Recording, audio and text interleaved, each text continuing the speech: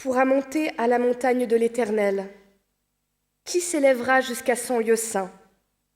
Celui qui a les mains innocentes et le cœur pur, celui qui ne livre pas son âme au mensonge et qui ne jure pas pour tromper. Il obtiendra la bénédiction de l'Éternel, la miséricorde du Dieu de son salut. Voilà le partage de la génération qu'il invoque, de ceux qui cherchent ta face, de Jacob. Portes, élevez vos linteaux, élevez-vous, portes éternelles, que le roi de gloire fasse son entrée. Qui est ce roi de gloire? L'Éternel fort et puissant, l'Éternel puissant des combats. Qui donc est ce roi de gloire? L'Éternel des armées. Voilà le roi de gloire.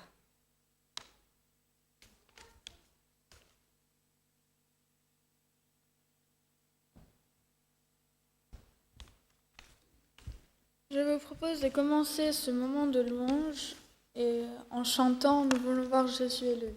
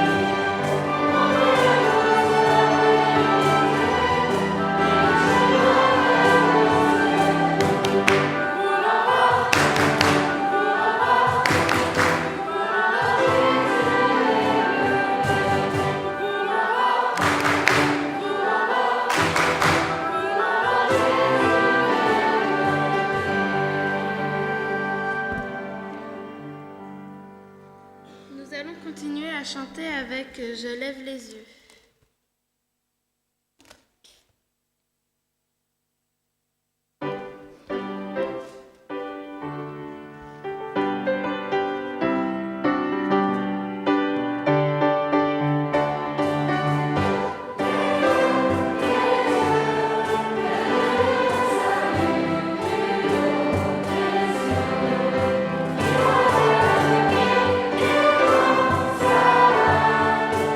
Connaissez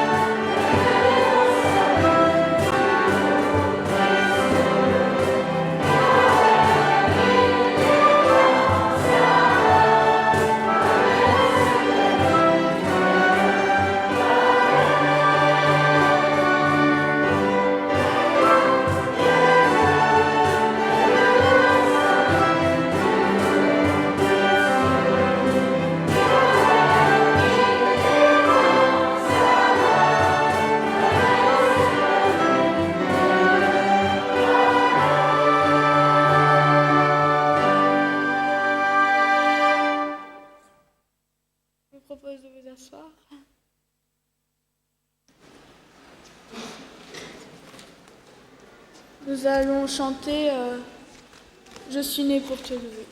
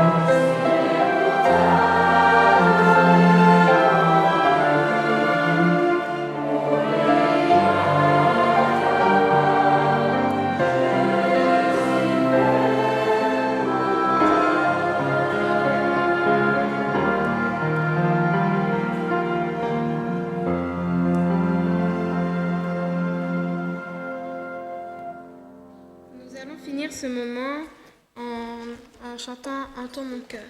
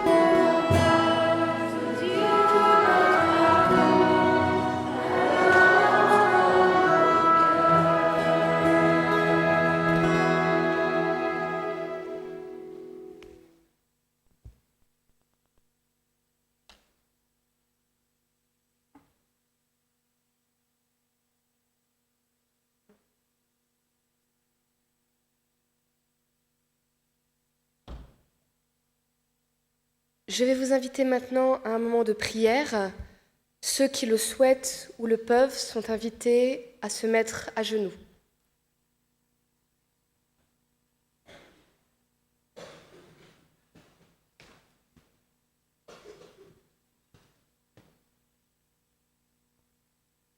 Oui, Seigneur, notre Dieu, je veux d'abord te remercier pour ce beau soleil, ce ciel bleu, ce merveilleux sabbat que tu nous offres semaine après semaine, ce moment pour nous reposer sur toi, avec nos frères et nos sœurs. Veuille bénir, mon Dieu, toute cette assemblée réunie, tous ceux qui sont chers à nos cœurs, ceux qui nous regardent par Internet et qui veulent entrer en communion avec nous par le cœur, même s'ils sont loin. Tous ceux qui, pour diverses raisons, de maladie, de mal-être, d'impossibilités matérielles, n'ont pas pu venir ce matin, mais te prient dans leur cœur. Sois avec chacun de nous. Pose ta main bienfaisante sur nous. Au nom de ton Fils Jésus. Amen.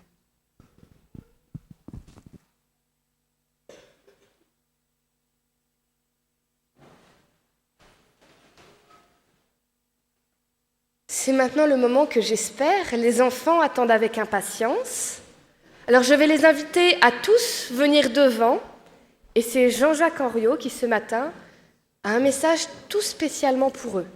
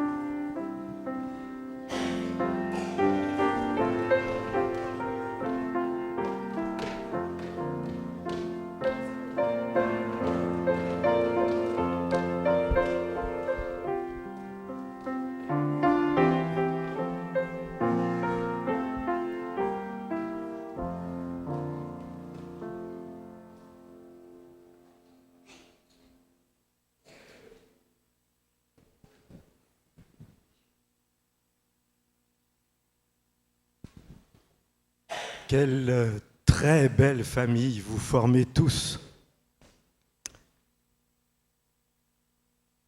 On dit toujours qu'on aime les cadeaux. Mais je croyais que c'était plus vrai, moi. Parce qu'on en avait reçu tellement qu'on n'en voulait plus. Qu'est-ce que vous en pensez ? Vous aimez encore les cadeaux ? Ah oui, bon, d'accord. Alors écoutez l'histoire de Petit Homme. Petit Homme et ses parents partent en vacances. Et puis sur la route des vacances, ils s'arrêtent chez les grands-parents de Petit Homme. Petit Homme est très content de revoir son grand-père et sa grand-mère, mais il est encore plus content de revoir ses cousins qui habitent juste à côté. Après le repas de midi, ils se retrouvent dans le jardin et ensemble, ils forment un grand projet. Ils décident de construire une cabane. Il y a des vieilles planches, il y a des outils, il y a tout ce qu'il faut. Et il va falloir se dépêcher parce que Petit Homme repart le lendemain matin avec ses parents en vacances. Donc très vite, on entend la scie, on entend les coups de marteau, et ça travaille dur. Petit Homme est tellement passionné par la construction de cette cabane, tellement pris par cette grande œuvre, qu'il entend à peine son grand-père l'appeler. « Petit Homme, Petit Homme !» Il se retourne. « Oui, grand-père, oui ?» Écoute, j'ai quelque chose pour toi, je voudrais te le donner maintenant parce que j'ai peur de l'oublier. Alors, Petit Homme suit son grand-père dans la maison, dans son bureau. Le grand-père ouvre une armoire, prend un paquet dans l'armoire et il donne le paquet à petit homme en lui disant, voilà, j'ai quelque chose là spécialement pour toi. Petit homme qui pense à la cabane dit « Merci grand-père, merci, très vite, très rapidement » et puis il emporte le paquet et en passant, il jette le paquet sur la banquette arrière de la voiture pour ne pas l'oublier et puis il retourne avec ses cousins pour continuer à construire la cabane. Il a à peine dit merci. Le lendemain, petit homme et ses parents repartent vers les vacances. Petit homme a complètement oublié le paquet. Il ne le voit même pas dans la voiture. Et c'est quand ils sont déjà loin, ils ont fait déjà plusieurs kilomètres, que tout à coup, il sent quelque chose à côté de lui et il se souvient du paquet que son grand-père lui a donné. Et à ce moment-là, la curiosité reprend le dessus, il a envie de savoir ce qu'il y a dans le paquet. Alors il déchire rapidement le papier et qu'est-ce qu'il découvre à l'intérieur du paquet ? Un vieux livre. Ah, il est peut-être un petit peu déçu quand même. Un vieux livre. Bon, il ouvre le livre et dans le livre, il y a quelque chose d'écrit. Il y a écrit « Lycée de Nancy, premier prix d'histoire, décerné à… » Et là, il y a le nom de son grand-père. Et puis, il y a une date, 4 juillet 1954. Alors, petit homme comprend. Il comprend que son grand-père a voulu lui faire un cadeau très spécial. Il a voulu lui donner un souvenir, puisque ce livre, c'était un prix que lui, son grand-père, avait reçu quand il était enfant. Alors, petit homme pense à son grand-père et il pense qu'il lui a à peine dit merci. Il s'en veut beaucoup. Il est fâché contre lui-même. Alors il se dit, il ne faut pas perdre un instant. Il prend son téléphone, il compose le numéro de son grand-père et il l'appelle tout de suite. Et vous imaginez comment il va le remercier. Eh bien, vous voyez, Dieu nous fait aussi des cadeaux merveilleux que parfois nous jetons sur la banquette arrière de la voiture, sans dire merci. Alors je vous laisse réfléchir en retournant vers vos parents.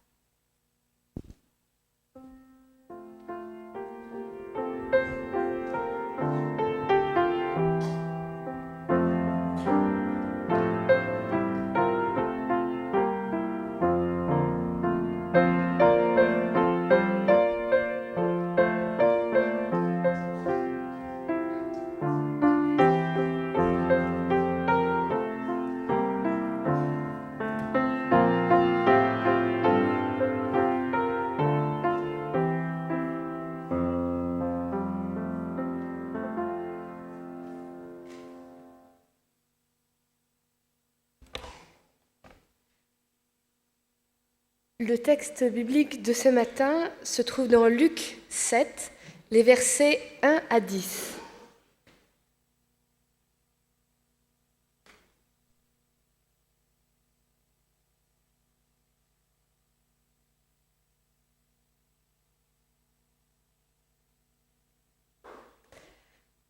Après avoir achevé tous ses discours devant le peuple qui l'écoutait, Jésus entra dans Capernaum. Un centenier avait un serviteur auquel il était très attaché et qui se trouvait malade, sur le point de mourir. Ayant entendu parler de Jésus, il lui envoya quelques anciens des Juifs pour le prier de venir guérir son serviteur. Ils arrivèrent auprès de Jésus et lui adressèrent d'instantes supplications, disant « Il mérite que tu lui accordes cela, car il aime notre nation, et c'est lui qui a bâti notre synagogue. » Jésus, étant allé avec eux, n'était guère éloigné de la maison quand le centenier envoyait des amis pour lui dire « Seigneur, ne prends pas tant de peine, car je ne suis pas digne que tu entres sous mon toit. C'est aussi pour cela que je ne me suis pas cru digne d'aller en personne vers toi. Mais dis un mot et mon serviteur sera guéri. Car, moi qui suis soumis à des supérieurs, j'ai des soldats sous mes ordres, et je dis à l'un « Va » et il va, et à l'autre « Viens » et il vient, et à mon serviteur « Fais cela » et il le fait. Lorsque Jésus entendit ces paroles, il admira le centenier, et, se tournant vers la foule qui le suivait, il dit « Je vous le dis, même en Israël, je n'ai pas trouvé une aussi grande foi. » De retour à la maison, les gens envoyés par le centenier trouvèrent guéri le serviteur qui avait été malade. Amen.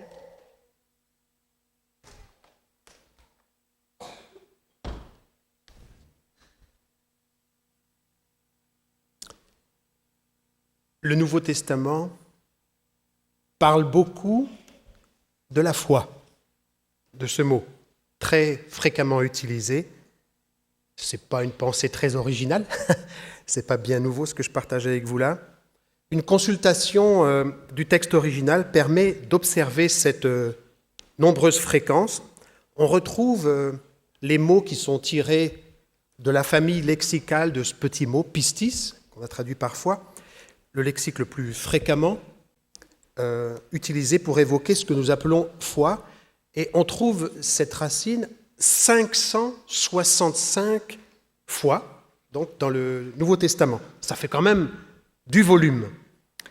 197 occurrences dans les évangiles, plus gros morceau étant l'évangile de Jean, 51 occurrences dans les actes, 219 sous une forme ou une autre chez l'apôtre Paul, dont 58 dans Romains, et 98 autres occurrences dans les autres écrits du Nouveau Testament, dont 38 dans la lettre aux Hébreux.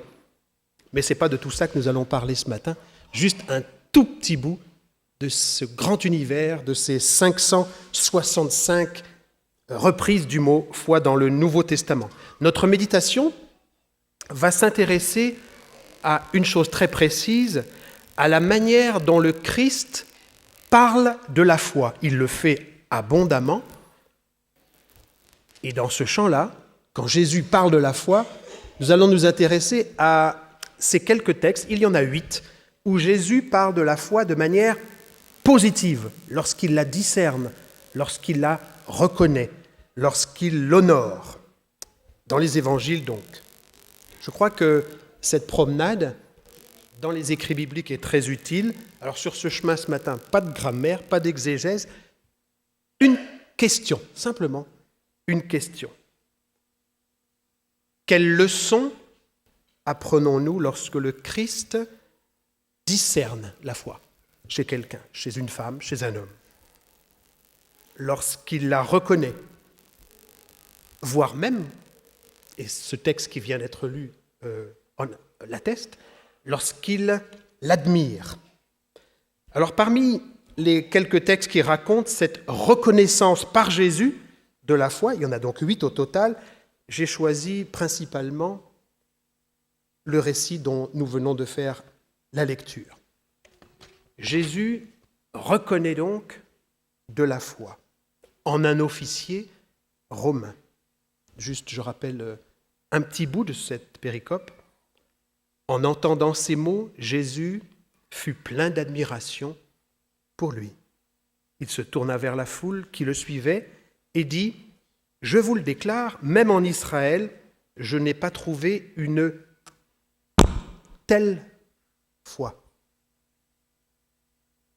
Curieux miracle que celui-ci, où Jésus ne rencontre même pas le demandeur et où le miracle lui-même n'est pas décrit.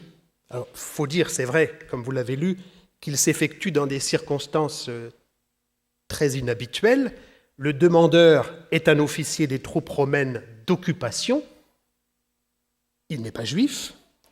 Et l'officier lui-même sait fort bien qu'un juif, comme Jésus, évitera les contacts avec un païen comme lui, sous peine de devenir impur. L'apôtre Pierre, plus tard, aura très peur de cela. Il en guérira. Il a donc entendu parler de Jésus et souhaite le faire intervenir en faveur de son serviteur malade. Et Luc décrit les sentiments de l'officier. C'est un serviteur de valeur, entimos. Il l'estime, il est précieux, il a une grande valeur. Jésus et l'officier romain ne vont pas avoir de contact autrement que par personne interposée. Et Jésus donc accepte la requête de cette délégation qui vient le rencontrer, envoyée par le Romain. Lui, le Romain, de son côté, ne se sent pas hikanos, il ne se sent pas digne, à la hauteur, il ne se sent pas suffisant pour accueillir, en tout cas physiquement, parce qu'il le fait dans son cœur, mais en tout cas accueillir physiquement à la maison Jésus. Et Jésus admire sa foi. Fantastique.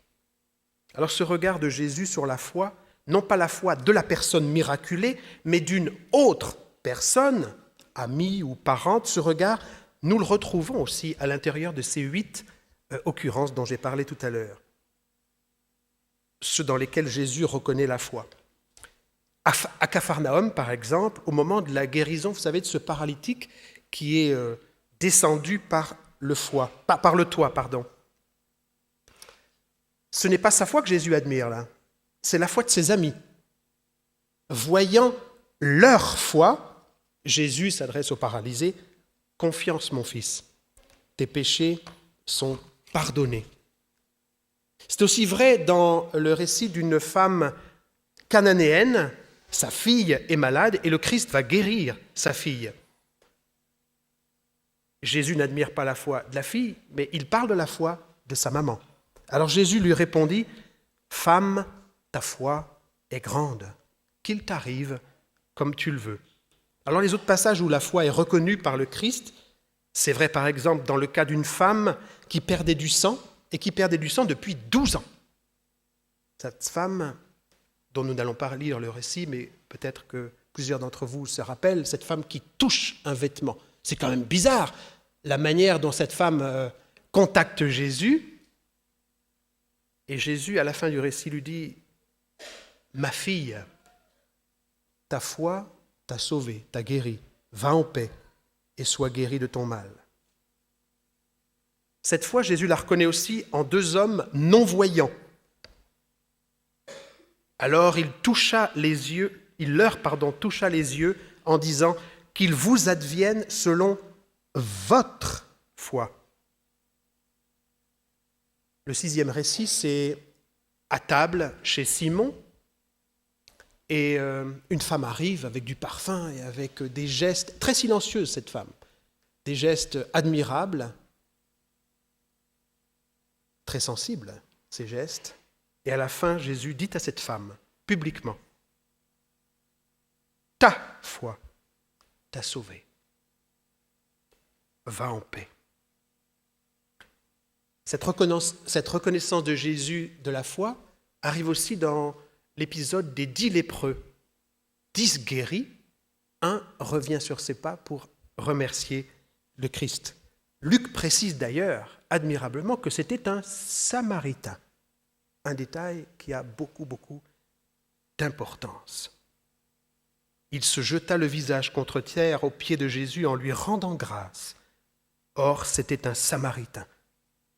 Et il lui dit, « Relève-toi, va, ta foi t'a sauvé. » Le dernier récit, en tout cas dans ma liste, parce que je me suis promené de manière qui n'est pas très chronologique, c'est par rapport à un homme qui ne voit pas non plus, un non-voyant qui s'appelle Bartimée. Jésus lui dit aussi à lui, « Va, ta foi t'a sauvé. » Je voulais méditer sur les leçons de ces récits vraiment admirables, et je vous propose juste comme conclusion de cette méditation 5 leçons qui m'ont beaucoup touché dans ces textes. Il y en a beaucoup d'autres leçons, mais voilà, je veux respecter aussi votre temps. la première leçon que je retire de ces textes, où Jésus et Dieu au travers du Christ reconnaît, honore, discerne, valorise la foi chez des femmes et des hommes, c'est que la foi n'est pas McDonaldisable. La foi est présentée comme une réalité dans ces textes toute personnelle. C'est pour ça que j'ai tapé un petit peu tout à l'heure, pardonnez-moi.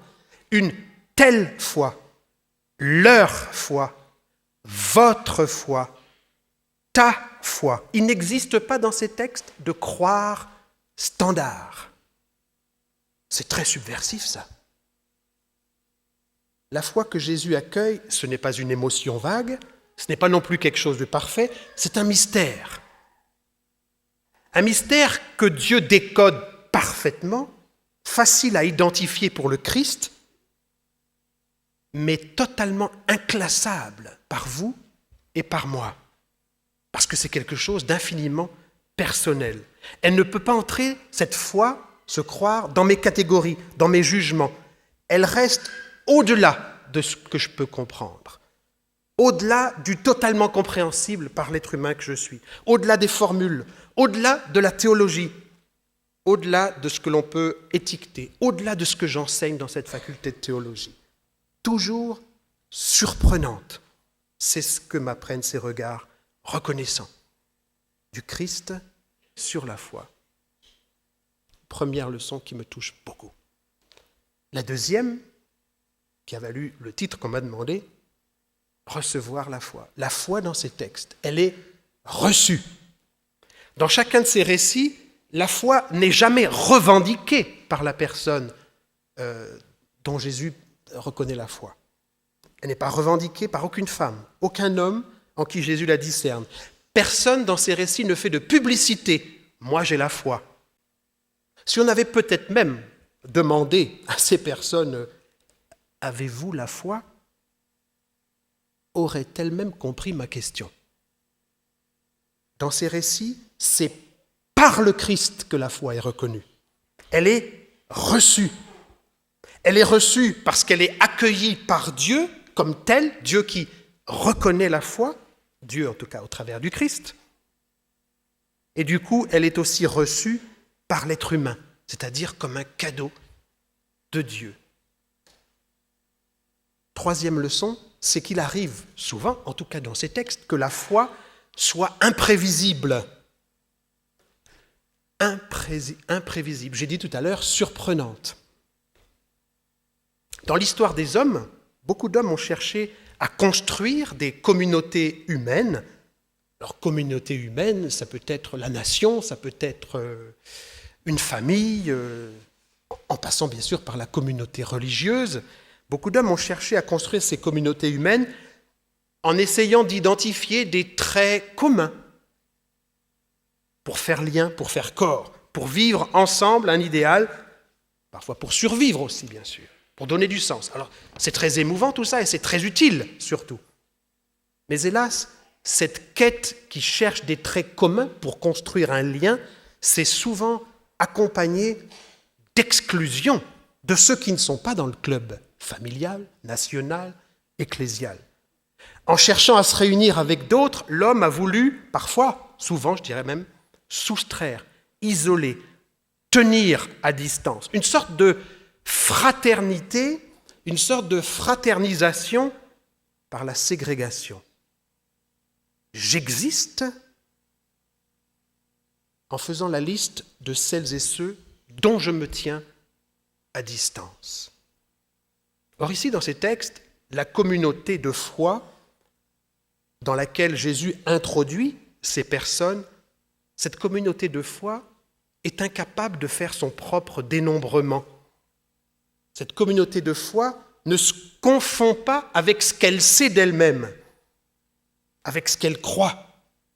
À vue humaine, cette communauté, elle est indéterminable, imprévisible, non comptabilisable. Elle n'est pas dans un enclos. Elle est constituée de sœurs, de frères, qui partagent des points de vue communs, parfois visibles et parfois impossibles à identifier. elle est imprévisible. Et ça, je trouve ça très nourrissant. Quel ressourcement de pouvoir être reconnu en tant qu'individu dans la communauté, en tant que personne, avec une foi qui est honorée, qui est accueillie par le Christ, par Dieu, en tant que foi typique, la tienne. Et la tienne, ce n'est pas la mienne, ni celle de quelqu'un d'autre. La violence religieuse commence lorsque la foi de quelqu'un s'affiche comme la norme pour la foi de tout le monde. Lorsqu'un homme pense de son voisin qu'il n'aura un jour la foi que lorsque ce voisin copiera la sienne ou celle de son groupe, ce n'est pas une bonne nouvelle, ça. Ce n'est pas un évangile. Et puisque je parle de bonne nouvelle, 4e leçon, qui est une merveilleuse bonne nouvelle de ces 8 récits, c'est que l'être humain ne se réduit pas à son milieu. Je vais m'expliquer là-dessus. L'être humain ne se réduit pas au milieu dans lequel il est nourri, il a grandi, dont il provient. Il est beaucoup plus grand que ce milieu, beaucoup plus beau que ce milieu dans lequel il a évolué ou il continue encore à évoluer. Alors à l'opposé de ça, c'est très tentant pour beaucoup d'êtres humains, dont je suis, de regarder sa sœur, son frère, à travers le cadre dans lequel vit actuellement cette personne. Alors c'est un être humain, oui, mais c'est un États-Unien, ou un Canadien, ou un Chinois, ou un bouddhiste, ou un catholique, ou un adventiste. Confusion entre cette personne et le cadre dans lequel il vit, et peut-être même l'histoire, pas toujours rigolote, du cadre dans lequel il vit. Confusion entre cette personne, ses origines, son apparence, et finalement tout ce qui n'est pas fondamentalement lui, elle, cette personne. Jésus nous montre dans ces récits que l'être humain ne se réduit pas à ce cadre. Une femme catholique ne se réduit pas au catholicisme. Un homme musulman ne se réduit pas à l'islam. Un athée ne se réduit pas à l'athéisme, même s'il est vrai que ce cadre exerce une influence dans sa pensée, dans son évolution, dans son attitude. Duquel je suis, je disais tout à l'heure, parce que c'est une tentation aussi pour moi. Et je suis souvent emprisonné. Je m'en rends compte lorsque je lis un livre, et un livre qui n'est pas écrit par ma paroisse, par exemple, encore moins par moi, et je trouve des pensées admirables, peut-être même que ce n'est pas une paroisse chrétienne du tout, dont provient l'auteur. Pensées admirables, sublimes. Il y a des réflexes comme ça qui m'emprisonnent. La même chose lorsque j'écoute une œuvre de musique admirable, d'une transcendance inouïe. Tout de suite, je me dis, mais dans quelle époque vivait ce compositeur, cet auteur? Dans quelle famille humaine, religieuse peut-être même, vivait-il? En fait, mon regard, lorsque je lis, lorsque j'écoute la musique, n'est pas toujours inspiré par le regard du Christ. C'est pas simple de recevoir des leçons spirituelles là où l'on n'imaginait pas les recevoir. Merci Jésus, l'humain n'est pas réductible à son milieu, à l'histoire de ce milieu, à ces figures emblématiques. Vous imaginez l'officier romain avec César. Cet officier réduit à être un Romain. Et puis c'est tout. Malgré tout ce que l'on peut imaginer de ce milieu, le souffle de Dieu fait respirer ces femmes, ces hommes. L'Évangile les pénètre, les féconde. C'est un miracle extraordinaire et Jésus atteste cela là, dans ses récits. 5e et dernier point. Vous ne m'en voudrez pas de citer Ellen White, pas par manie. Il me vient, en méditant tout cela, à l'esprit une expression qui revient très fréquemment, surtout vers la fin de la vie d'Ellen White. Elle parle de chrétiens très consciencieux, des chrétiens très consciencieux. Elle évoque cela, Hélène, à plusieurs reprises, la présence donc de femmes et d'hommes qu'elle qualifie comme cela. Alors, ce ne sont pas ces seuls mots, il y en a d'autres qui sont d'une aussi grande beauté, mais il faut aller vite. En tout cas, cette expression « chrétien très consciencieux » revient très souvent vers la fin de sa vie. Et les chrétiens dont elle parle comprennent les choses autrement que sa propre paroisse à elle. Ils ne sont pas adventistes, par exemple. Ils vivent autrement, ils pensent autrement, mais ces chrétiens qu'elle qualifie de très consciencieux, dit-elle, sont des modèles de foi, de vie chrétienne. Plus proches de Dieu que des adventistes, dit-elle. Donc cette femme, s'inspirant de l'attitude de Jésus, discerne de la foi, de la beauté dans l'être humain, là même où il se trouve. Non pas une foi qui viendra dans leur vie plus tard, après peut-être l'accompagnement spirituel de Jean-Luc ou de vous. Non, non, déjà la foi. Donc en fait, nous faisons des études bibliques, nous faisons des conférences, nous accompagnons spirituellement des gens, nous témoignons, nous évangélisons, plein d'enfants de Dieu, aussi des non-enfants de Dieu, c'est vrai. Mais peut-être, sans qu'on en prenne conscience, nous évangélisons des gens capables de nous évangéliser. C'est ce qu'elle dit, Ellen White. Avant tout autre accompagnement, notre accompagnement spirituel, avant toute migration de cet être humain vers ce à quoi nous voudrions le destiner, des rites, des croyances, une église par exemple, cet être humain à la foi. C'est déjà un enfant de Dieu très consciencieux chrétien. Ce que nous appelons évangélisation est donc appelé à s'inspirer de ce regard du Christ. Alors ça pose naturellement des questions, parmi lesquelles, mais alors à quoi je sers? Je rencontre des gens qui sont des enfants de Dieu. Qu'est-ce que je peux bien faire de beau, de nouveau, d'intéressant pour eux? Quelle est la raison d'être de ma présence auprès de ces femmes, de ces hommes, en qui le Christ, avant même que je les rencontre, a déjà reconnu de la foi? Que dire, que vivre pour leur venir en aide, alors même qu'ils sont capables d'être des modèles de foi pour moi? Mais ça, c'est une autre prédication. Ce n'est pas celle de ce matin. C'est peut-être aussi votre prédication en continuant à lire ces 8 récits. Peut-être, en tout cas, pour nous quitter sur 3 petits points, qu'une première attitude consistera sans doute à dialoguer.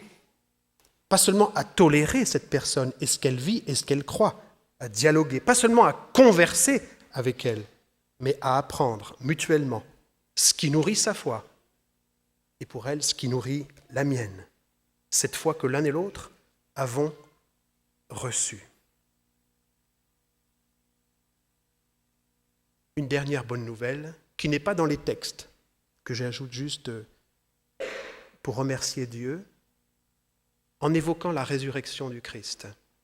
Qu'est-ce que ça vient faire dans ces 8 récits? La résurrection de Jésus. En disant que Jésus est ressuscité des morts, nous sommes bien sûr dans la joie, vous et moi, et il y a de quoi? Cette résurrection anticipe la nôtre, c'est vrai. Mais le réconfort que cette résurrection du Christ apporte implique d'autres aspects, notamment celui-ci. Jésus est ressuscité, mais tout ce qu'il était sur terre est ressuscité, est monté au ciel aussi. Ces attitudes, ces mots que nous avons lus dans les évangiles très rapidement ce matin et que vous lirez à la maison, toutes ces attitudes et ces paroles que nous venons d'apercevoir, tout ça est monté au ciel aussi. Ce n'est pas des choses qui sont restées sur la terre. Et tout cela est ressuscité avec le Christ. Ce n'est pas qu'un corps qui est ressuscité. La théologie peut être un peu douteuse en disant tout cela. Jésus est monté au ciel avec un corps glorieux, certes, mais ce Jésus qui est au ciel aujourd'hui, qui nous entend, n'est rien d'autre que ce qu'il a été sur terre, avec un corps glorieux, bien sûr. Il est réconfortant de s'en souvenir, parce que le Christ qui se penche sur chacun de vous et moi, le Christ qui nous regarde, le Christ qui s'intéresse aujourd'hui du ciel à notre existence, le Christ qui va bientôt revenir, n'est rien d'autre que ce Christ qui reconnaissait la foi, comme les évangiles le racontent admirablement. Que le Seigneur nous bénisse.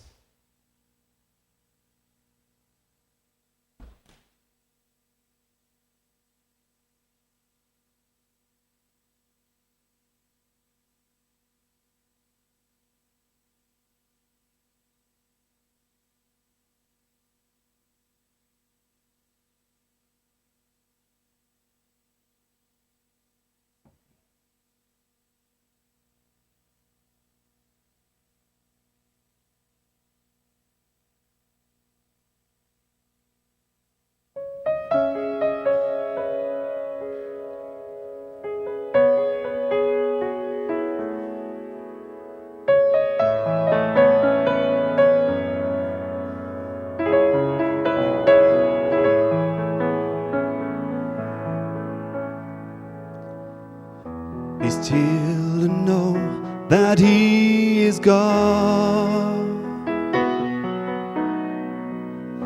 Be still and know that He is holy. Be still, the restless soul of mine, bow before the Prince of Peace. Let the noise and clamor cease. Be still and know that He is God. Be still and know that He is faithful. Consider all that He has done. Stand in awe and be amazed, and know that He will never change. Be still.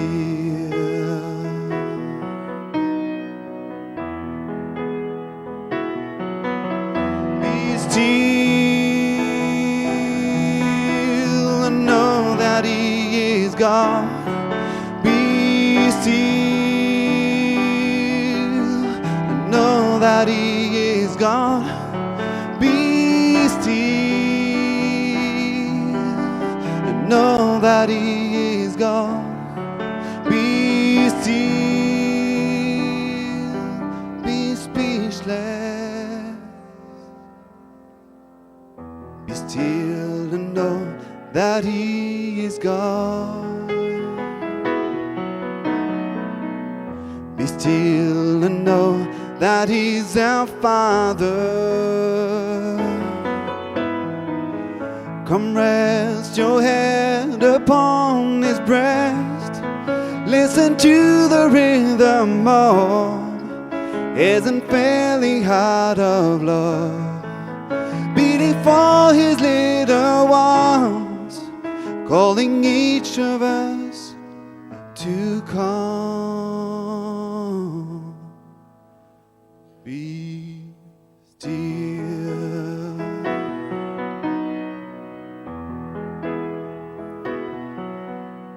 Be still.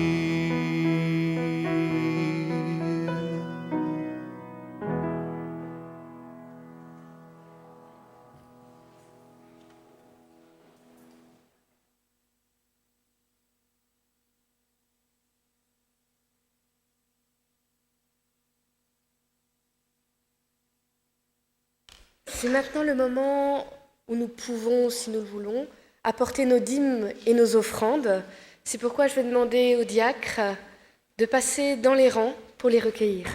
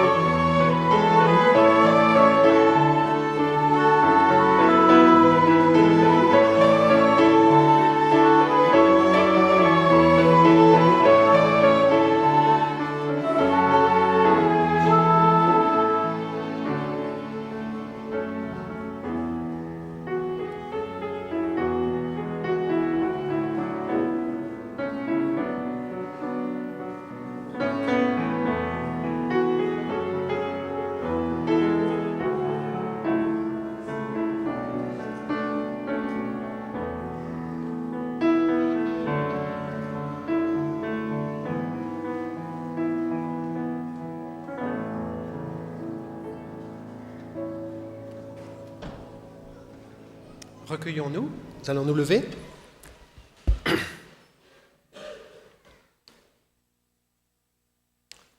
Seigneur notre Dieu, tout à l'heure nous avons chanté comment expliquer et comment décrire un amour si grand, si puissant, que rien ne peut contenir.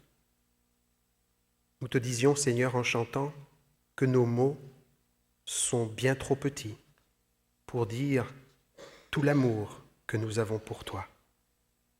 Nous voulons simplement ce matin, Seigneur, tous ensemble, te dire un grand merci pour ta bienveillance, ta générosité, et c'est en reconnaissance, faiblement, que nous déposons ces offrandes, ces dîmes.